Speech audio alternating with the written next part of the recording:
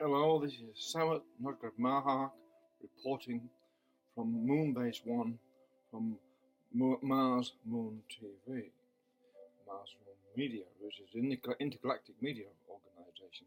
And we televise all over, communicate all over with the interstellar broadcasting, and now Earthling is very much in focus because it provides Earth, the humans, provide the very best comedy in all of the galaxies, because there are many humans now denying there is biology. There are many humans that are saying there is no gender, there is not a male and female. And that's hilarious because, yes, there's some hermaphrodites.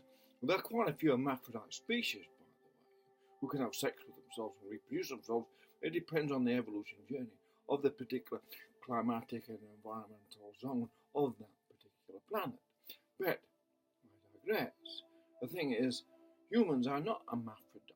They're distinctly male and female, and when they're undressed, and maybe with clothes on, and all look sort of similar, but when they're undressed, it becomes apparent there's a major difference between male and female, humans, male and female. It's not so evident in other animals because you have to go and have a look. Or the bull looks totally different to a cow, and a bull elephant is bigger than a cow elephant, etc. And male humans are bigger generally than females because females prefer men with bigger, better. So they've attracted to themselves bigger and better males to make bigger and better males. And it's called genetic programming through natural order, natural selection, if you like. So if we look and examine what's going on in the political fields of the planet Earth, especially in so-called Western democracies, and how you make that demarcation is all that's a human construct anyway, because it's a sphere. It's a sphere, yes, that's West.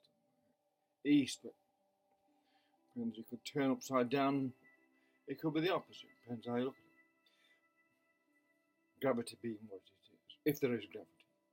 There's speculation all over the universe, whether there's gravity. But it's about feminism, this phenomenon, where there are these females that have said to themselves, we are feminists and we're against the sexualization of females.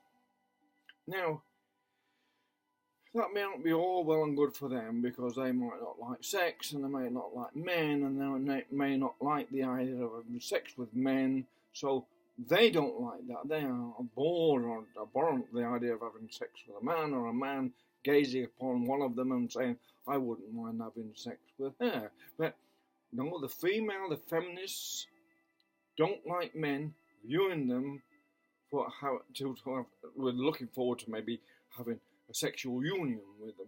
They're saying that is forbidden, that is anti-woman.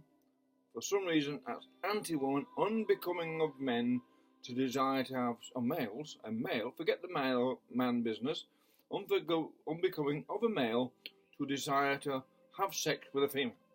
That is according to the new political code called PC that the feminists exist under. Political code. It's a code of conduct they have been inculcated with for a very long time. But if you look at Darwin's ideas of evolution and survival of the fittest, actually it's a sexual selection, not natural selection. It's sexual selection, what then creates the next generation of genetic capital, if you like. It's a very important thing to understand. The stronger and more intelligent parents are, more forthright, their moral grounding are all like that, and how they encourage the children to read and become independent organisms rather than part of a collective, will then denote the outcomes of their children or their offspring, their capital. Then the genetic capital is then enhanced by their individual ability to take on the challenges of life. That's just a natural order of things, whether that's in the jungle or the plains or the boardroom or wherever, or in politics or anything. That individual charisma of the individual is more important than the the power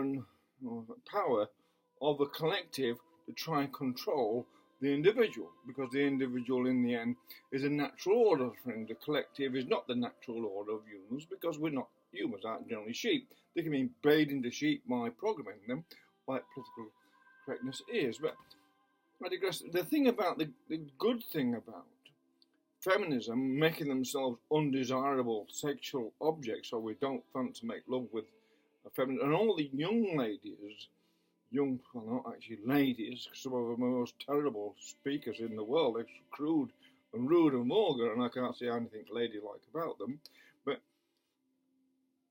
from any perspective, from any culture in the world, the most uncultivated beings ever imagined are some of the female humans getting around in Western democracies at this moment, saying most horrible things I refuse to repeat. My culture does not allow me to repeat some of the horrible things I've been saying.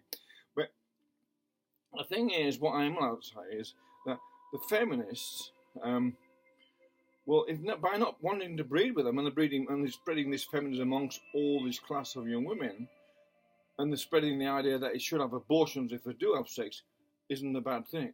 Because these people, would you really want them to have children? You have to ask yourselves, these females are against men. They have this hatred towards men, and hatred is not a good thing to bring children up with. They seem to think that bringing children up full of hate for something or other is a good thing. How can hatred be good for the child's heart and soul and his mind? It erodes the impetus to improve oneself if one is full of hatred. If one is focused only on the hatred and anger and revenge and pessimism, it erodes the very soul of the being. And that is in itself is a genetic process, which then weakens the gene group or phenotype. It resets the phenotype so it becomes a weaker and weaker gene group, if you like. And therefore it becomes extinct by its own efforts and all looks so natural. When it's not, it's actually sort of unnatural. It's using a natural force in its negative effect to create a regressive and retarded being. Example of was once human. It looks like human, but then when its intelligence and self-will and independence has been taken away, it's hardly actually the same as a human who's fully functioning and can question anything and the authority and whatever, because there is no authority other than the knowledge itself, and no one actually really owns that, and no one's actually owns it. They've tried, but it's going to fail, because no knowledge is intrinsic within the soul of humanity. It's not beheld by anyone.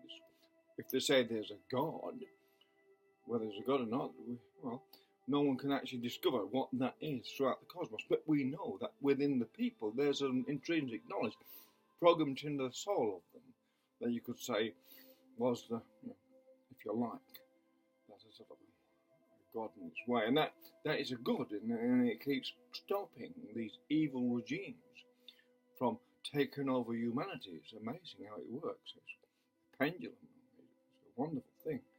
Anyway, because the left and the feminists are creating so much fear into the population because of the hands-on-hips bossy demanding that they're the only ones on earth with any intelligence, the only ones on earth who have any authority of any particular subject, no matter what that subject is. They are the masters. Well, they're not even the masters of their own behaviour. They can't even control their own anger and their own hatred and their own sort of regressive passions against males, for example. When women start hating males, there's some reasons for females not to like males. That's fine, because they might have good reasons to. Males are sometimes violent and horrible towards them. But it doesn't stop that female liking other males. She's had a bad experience with some males, won't stop that female. That's why they keep getting another male.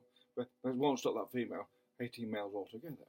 They'll be wary of them, but not. But feminism's different. It's an inbred, it's a brain inculcated, passed down through the generations and through the education system to distrust and hate men for reasons that it means that these females are being programmed not to breed or to have abortions if they do actually have sex with a male. And then they say, oh, we don't want that because they've not. Because the most important part about that, women who love their men and men who love their women make babies through that love. They make the babies through that love. And because they make the babies through that love, they don't want to abort that baby. They want to keep it. They want to see they want to see the result of that sexual union, that loving sexual union. They want to say, wow, what have we made here? We had that beautiful experience in our bedroom, and what did we make by it? That's what it's 9 months of waiting to see, wow, what have we made? A boy or a girl, how beautiful will it be if it's like us? We are responsible for this new being through our love. Now, the feminists don't get that little simple rule. And that's why they're encouraging abortions and stuff like that, because babies made out of love, outside love, without love, just a moment of sexual let go, if you like, release, if you like. That's all it is, by a male and a female. And it will create a child that's not wanted because the woman, the female, did not love the man, and the man did not love the woman. And then, therefore, the woman has to reject that child, because that's probably natural within her. I don't want a reminder of that sexual night, that 3 minutes or whatever it was of sex. I don't want a reminder of that by the child. Anyway, so that's the good part of feminism, if you like. It will reduce, in the end, the amount of people that are unfit, if you like, to have children. Because children born in love are always kept, they're not aborted. Children born without love are aborted. It's a simple thing like that. Purely materialism, which is left existing, defeats their own purpose in the end. Patience, because nature is always the master of the biology.